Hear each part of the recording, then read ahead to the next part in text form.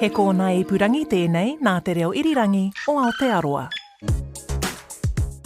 Oh my gosh, this is an unusual feeling. I feel like I actually have ice on me.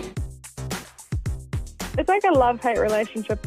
You initially get the massive gasp response, it's the cold shock response. It's a classic.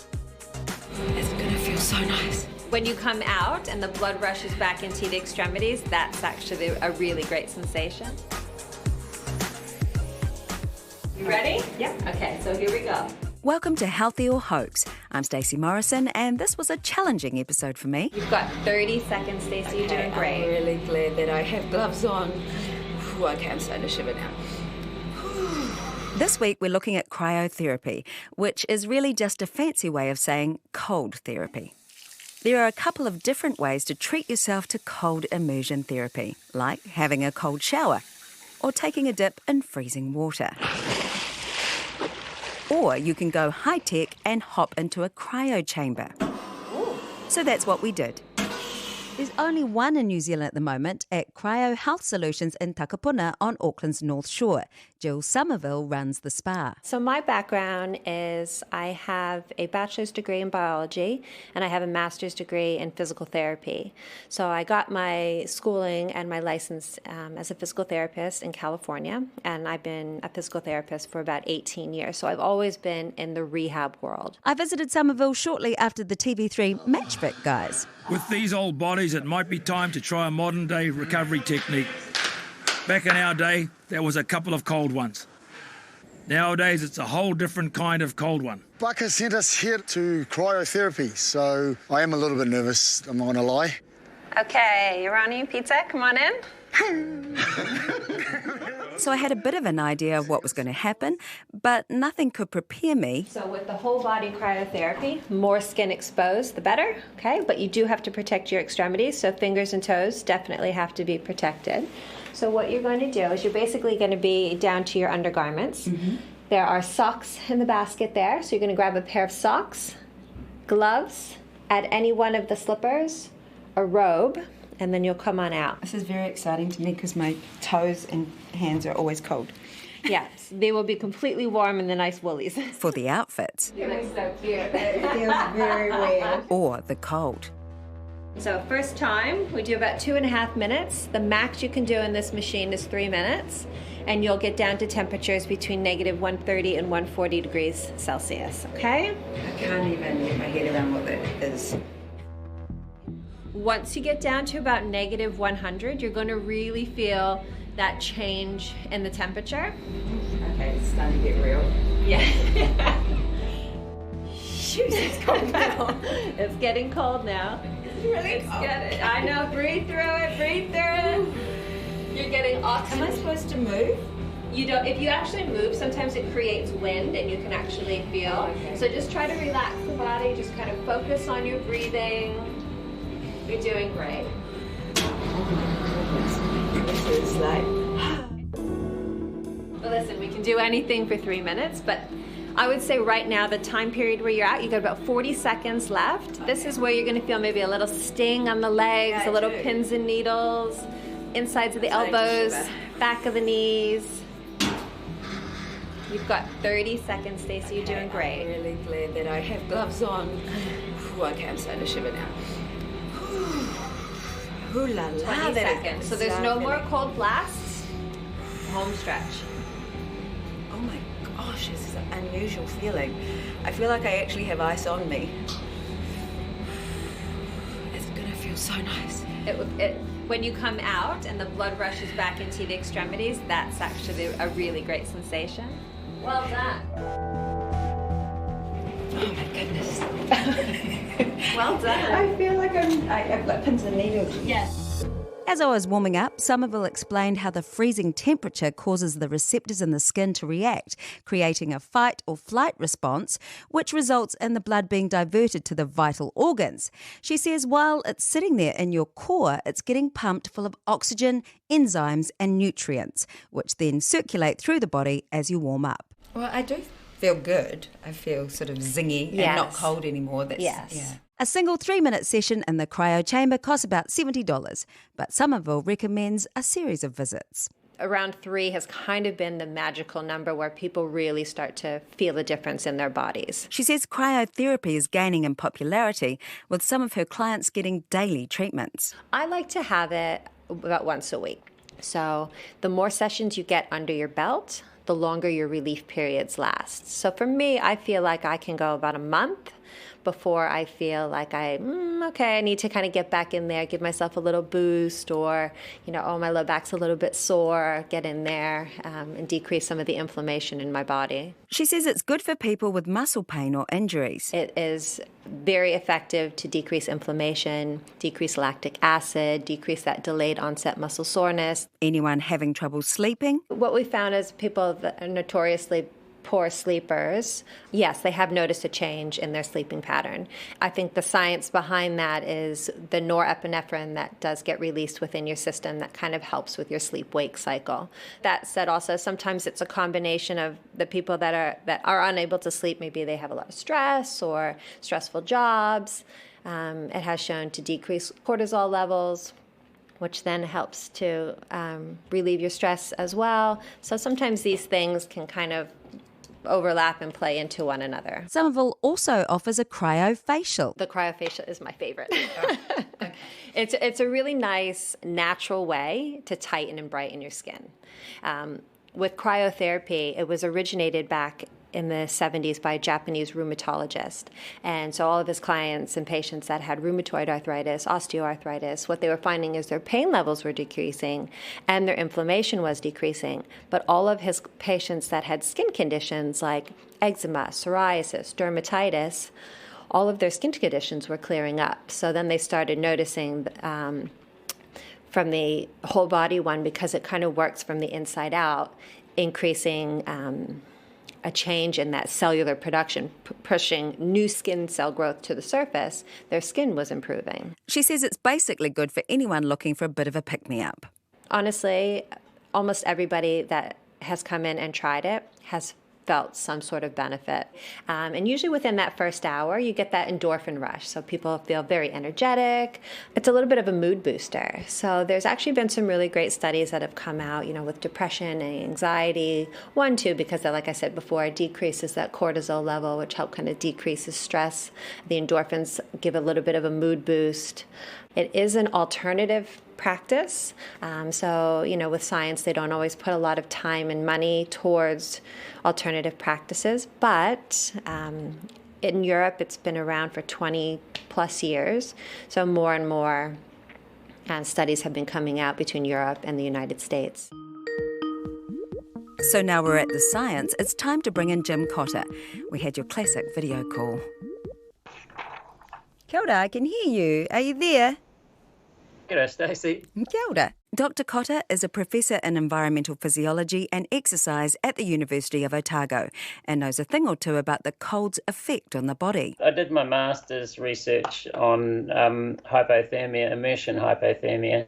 So we regularly made ourselves hypothermic, and we've been using it more recently as a way to look at some brain function stuff. He's a bit sceptical about the benefits of cryo chambers.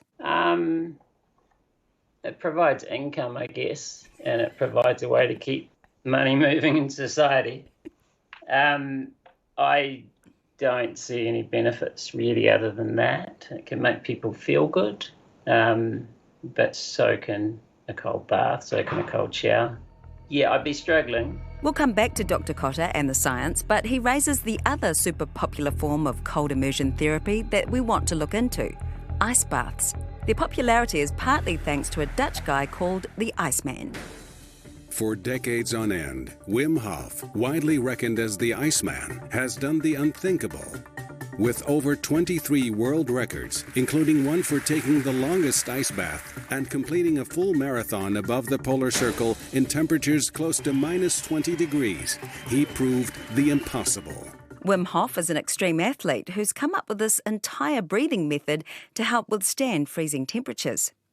His website claims his breathing technique and daily ice baths can boost your immune system, improve your metabolism, relieve stress and improve mental health, as well as a number of more specific claims around certain illnesses. He has some pretty high-profile followers here in New Zealand. Sarah Hirini, Ngāti Kahungunu ki te Wairoa. Kia ora, Sarah. Stacey Morrison, tēnei. Kia ora, how are you? I'm very good. I just followed you on Twitter. I followed you back. Yeah. As an international rugby player, ice baths are just part of a day's work, particularly after a tough training session with the Black Ferns. But Hirini does them in her spare time too. A local physio showed her the Wim Hof method and she's never looked back. I suppose fell in love with it straight away, and just the benefits that I felt from it, and have been doing it for a couple of years now. Every morning I would do the Wim Hof breathing and then jump into the cold immersion, which is the ice bath or cold shower, and I suppose just resets your body, gets it into like a really good place to, I suppose, thrive for the day. Have you ever struggled to get in or to turn the shower to cold? Always, every single time. Oh, really? Yeah, definitely. It's like a love-hate relationship, I think. Like, yeah, every morning I'm like, oh yeah, it's so good for me, it's so good. And then as soon as you go to hop in, or you've got the shower on hot and you go to turn it on cold, you're like, oh, do I really want to do this? Is it really worth it? There's constant questions in your mind, like ticking over. But then you do it and get out and you're like, oh yeah, that feels amazing, and that's why I do it. So obviously you're feeling stressed because it's cold, you get anxious, you kind of get all like a little bit stressed. So if you can like control your breathing, control your mind, the faster you can do that, then you start connecting your body and your mind, because your mind will control what your body's doing. And I think that's the coolest thing about it, is that you can really control your body by your breath, by talking to yourself. And I think that's what I really like about it. And then as soon as you've got that feeling, like I completely feel energized, because I'm in control of everything that I've got. And then as soon as you get out, then like I feel, you still do feel cold, but you feel like you've kind of reset yourself. Like it's actually quite an easy practice, even though sometimes mentally it's a little bit hard, but yeah. But you like the mental challenge by the sounds of it. Yeah, I suppose, like when people ask me why do you do it, the first thing I say is because it makes me feel good.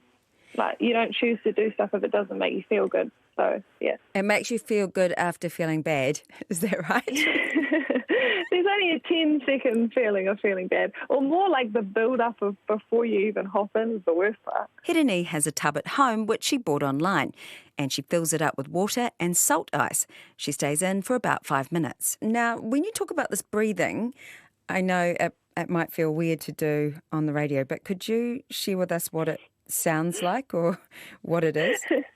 Yeah, it does sound weird, but so you going fully in and then fully out. So in and out 30 times, and then you go all the way out, hold, and then hold it for as long as you can. And then once you hit that point, then you breathe in for 15 seconds, and then you carry on the cycle, same 30 times, and then do 3 to 4 rounds. So how long would that take you in total? It's about 10 minutes in the mornings, 10, 11 minutes, depending on how long you can hold your breath for. It's really hard to listen to you without starting to do it yourself. Okay, so that's part of how you do that before you get into the bath, or as part of just coping with the cold? Just before I get into the bath. So it gets you like your alkaline levels really high, so then it helps your to be able to adapt to the cold, and then obviously when the cold increases that as well. But for me, I do like the breathing in the morning, because even if sometimes during the day, if I'm feeling tired or a little bit stressed from what's going on, then I'll actually take time to do the breathing. So that's probably a practice that I use quite a bit. Hirini only does the ice bath about once a week, but she does the breathing and has a cold shower every morning. Having a hot shower in the morning feels weird now. Oh, okay. I feel cold just thinking about it, but that's fantastic. It's funny, like, that was definitely me when I first started. And, like, people think I'm crazy, but until you, like, actually try it and then get quite consistent with it, there's been a couple of my friends who have got really consistent, and now they text me and I'm like, yay, now I don't need a hot shower in the morning. And that's, like, a real cool thing for me. So we trying to just continue the practice with my friends as well. Are there sound effects when you get into the cold shower? Is there any? Definitely. So we're hearing from both Somerville and Hirini that once you get past the shock, cryotherapy can help reduce muscle inflammation, ease pain and relieve stress. For me, I felt good after the first treatment for a few minutes, but it didn't actually have any ongoing impacts that I could tell. Then again, I only had it once and you're supposed to have it a few times. As for the cold water, I hate it. It's my kryptonite. But after listening to Sarah Hirini, okay, I've been braver and have managed to start to almost enjoy a cold swim and shower. But what does the science tell us? Yeah, increasingly, there's increasingly science on the whole body cryotherapy. Here's Jim Cotter again. One thing in general about cryotherapy, and this has mostly been shown in cold water and with ice packs on muscle injury, they can reduce inflammation, they can reduce pain, and they can lead to earlier recovery of strength if you've damaged muscle. So there can be benefits in those situations. Whether that's good in the long term it may be the opposite. Sometimes it is. Like ice, for example, as a cryotherapy, has been shown to reduce pain, reduce swelling, and that's fantastic if you want early recovery. But it looks like, certainly from the animal data, that's not what you want in the long term. It actually impairs the long-term health of that tissue. And it's possibly the same with early recovery from exercise. So people promote the cryotherapy chambers, the cold water immersion, as a way to recover faster and therefore supposedly become fitter. But now the studies are coming out and showing actually we may be getting the opposite effect at worst, or no effect often. It's now been shown also that, like the whole body cryotherapy chambers, they certainly don't help fitness enhancement. So what's good in the short term, and an athlete might think they get a benefit from recovering faster, but you've kind of got to look at, well, what are you training for? And you're training to improve your physiological function. So if you reduce that recovery effect too quickly, you may be impairing some of the longer term benefits that you get. And Cotter says not all cryotherapies are created equal. Yeah, the cryotherapy chambers and water immersion are completely different. The actual effects that the cryo chambers purport to have, water actually has a much bigger effect. So it cools your skin faster, it cools the underlying tissue faster, it redistributes blood flow more, and water's still better than super chilled air. Right. So you did use the word purport. So for cryo chambers, do you think that they are different in terms of what impact and result they have as opposed to ice baths? Yes. They tend to be used for quite short exposures, and it doesn't really do much in that time. Because they don't cool that much, then they're not having a terribly great effect. Whereas an ice bath gives you much more cardiovascular, like that cold shock that you just don't get in air, which is good and bad. Like if it doesn't kill you, the same as many things, if it doesn't kill you, it might be good for you. This seems to have taken a bit of a dark turn. So cold water is potentially more dangerous, even though, there have been deaths in the whole body cryo chambers, but that's really, really unlikely, and they're well safeguarded against that.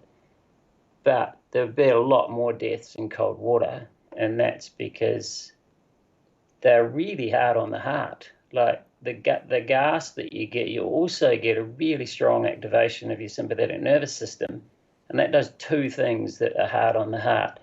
One is it pushes your blood pressure up as it reduces blood flow to places that don't need it.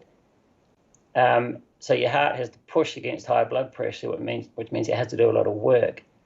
And the other thing is it beats fast, and that makes it have to do more work too, because it's a muscle, it needs more oxygen. And both of those things demand that the heart has more oxygen, but it actually gets less. And that means if you're prone to a heart attack, then that's quite a risky thing.